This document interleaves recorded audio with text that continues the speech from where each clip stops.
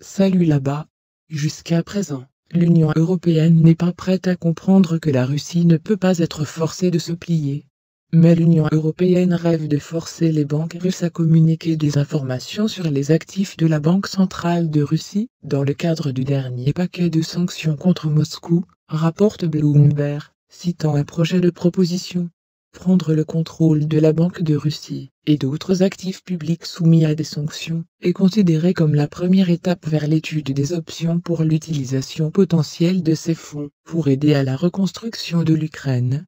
La Commission européenne a également proposé de renforcer les obligations de déclaration sur les actifs gelés associés aux entreprises russes et aux personnes soumises à des restrictions, et a proposé d'imposer des amendes allant jusqu'à 50 millions d'euros pour les personnes physiques, et jusqu'à 10% du chiffre d'affaires annuel pour les personnes morales.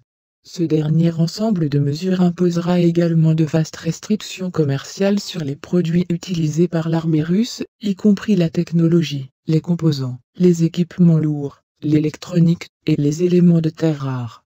Il a également été proposé d'interdire le transit de marchandises à travers la Russie, afin de réduire le risque de violation des sanctions, et d'introduire des restrictions sur l'importation en euros par l'Union du caoutchouc russe et de l'asphalte.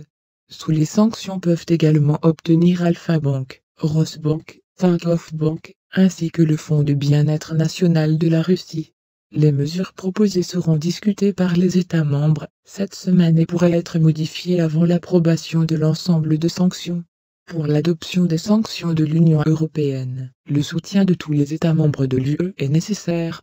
Amis, la chaîne a besoin de votre attention. Le soutien financier nous aidera beaucoup. Détails dans la description. Likez et abonnez-vous à la chaîne. Au revoir.